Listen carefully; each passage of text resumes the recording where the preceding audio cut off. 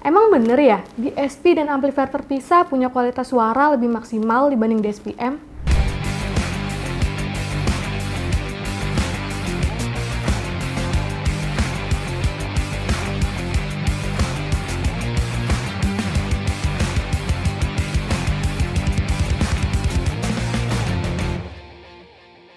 Faktanya, penggunaan komponen secara terpisah menghasilkan kualitas suara yang jauh lebih baik karena masing-masing bekerja secara fokus sesuai fungsinya.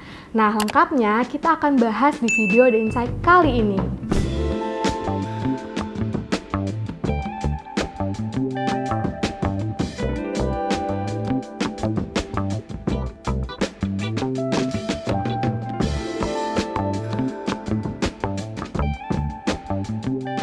Oke, kalau DSP kepanjangannya adalah Digital Signal Processor.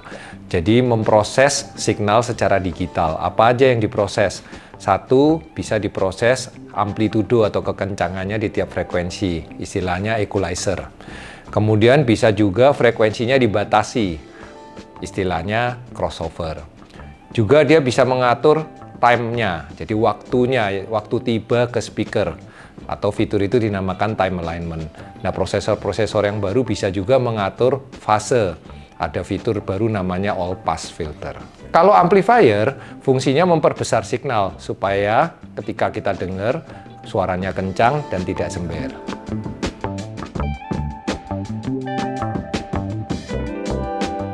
Oke, DSP built-in amplifier seperti contohnya Goldhorn DSP A810 ini, keunggulannya adalah ukurannya kecil. Jadi dalam unit yang sebesar ini sudah menjadi gabungan antara amplifier dan DSP.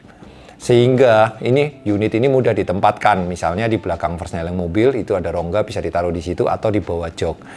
Yang kedua, sistem soket untuk power supply-nya sederhana, hanya satu, udah langsung untuk semuanya. Sehingga ini bisa dikoneksikan secara plug and play ke original mobil.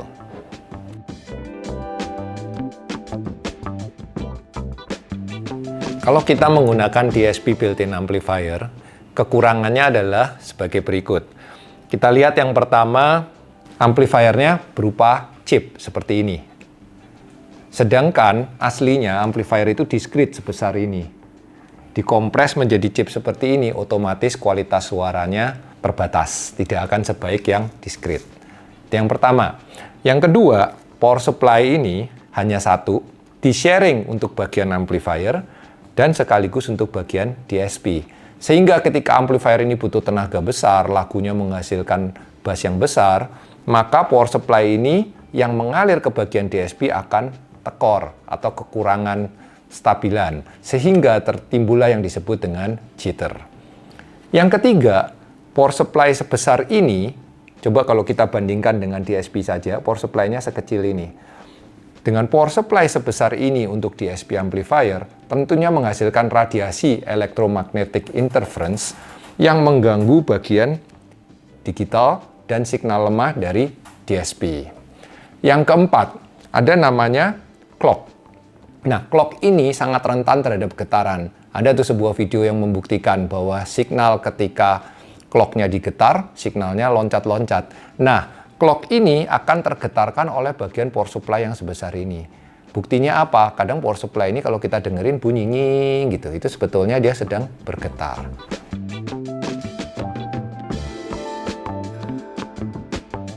Ya, tentunya DSP dan amplifier terpisah menghasilkan suara yang jauh lebih baik. Karena yang pertama, amplifier yang berbentuk chip menjadi amplifier yang betul-betul amplifier discrete seperti ini. Tentunya suaranya lebih baik. Yang kedua, power supply dari amplifier hanya melayani amplifier saja. Sedangkan power supply dari DSP hanya melayani DSP saja. Sehingga bebannya tidak sharing. Jadi suaranya lebih baik, tidak saling mengganggu. Yang ketiga, power supply dari amplifier ini besar, tapi tentunya terbungkus oleh casing, sehingga EMI-nya, electromagnetic interference-nya, tidak mengganggu bagian digital maupun signal lemah dari DSP. Yang keempat, clock-nya, ini yang Melchizedek ini, tidak terganggu juga oleh power supply yang besar. Memang di sini ada power supply, tapi ukurannya kecil karena dia hanya digunakan untuk menyalakan DSP. Jadi dengan 4 alasan itu, amplifier dan DSP terpisah lebih bagus suaranya daripada DSP amplifier built-in.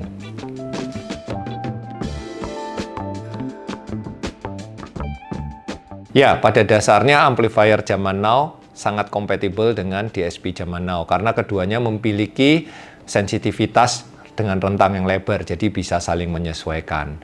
Cuman, ketika kita menggunakan amplifier kelas D, saya sarankan untuk menjauhkan jarak di antara amplifier kelas D dengan DSP. Kenapa demikian? Karena amplifier kelas D menggunakan sistem switching. Dan switching itu harmoniknya bisa mengganggu signal lemah dan juga bagian digital dari DSP.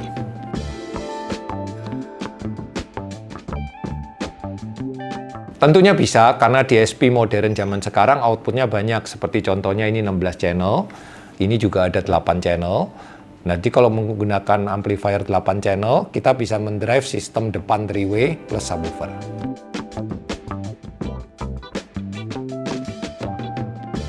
Kalau ada budget dan kalau ada tempat di mobilnya, saya sarankan langsung membeli amplifier dan DSP yang terpisah. Karena pasti hasil suaranya jauh lebih baik. Tetapi, kalau salah satu dari dua hal tadi tidak terpenuhi, maka DSP built-in amplifier adalah solusi.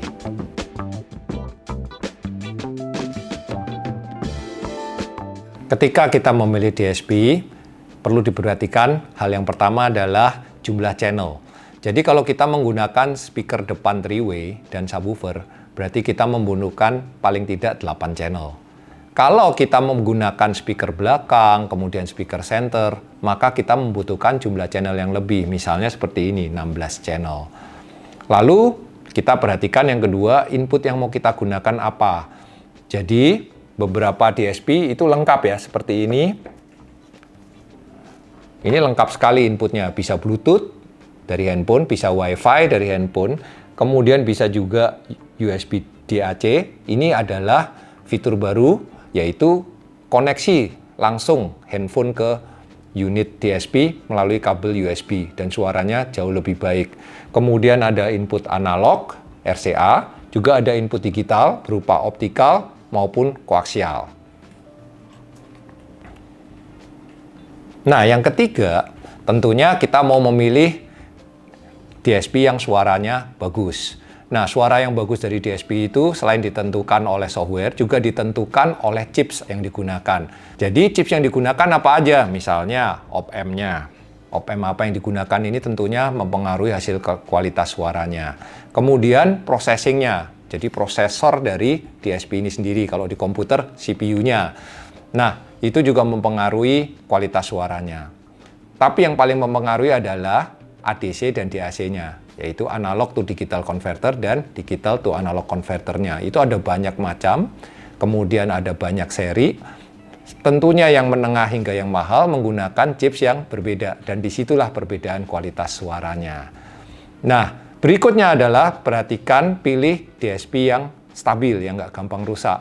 Tentunya itu ditentukan oleh kualitas dari power supply-nya, kemudian pengaturan layout-nya juga. Dan demikian juga software-nya. Ada software yang stabil, yang tidak mudah crash, tidak banyak bugs, kemudian penggunaannya mudah, kemudian satu software bisa untuk mengontrol banyak macam DSP, itu yang seharusnya kita pilih. Nah, berikutnya tentunya kita harus memilih DSP yang mempunyai fitur-fitur tambahan. Contohnya apa? Sky Atom, Dynamic Loudness Control. Nah, Sky Atom itu seperti apa? Sky Atom itu seperti sistem di rumah Dolby Atmos. Bisa 7.1.4, jadi ada speaker roof, seperti mobil-mobil modern sekarang. Nah, yang terakhir, paling gampang, perhatikan aja. Seperti ketika kita memilih restoran. Kalau restoran itu rame, biasanya rasanya enak. Atau most of the time lah, rasanya enak. Demikian juga kalau kita milih DSP atau DSP amplifier, kita perhatikan di pasar, produk yang laku saat itu, tentunya orang memilih karena kualitasnya juga bagus.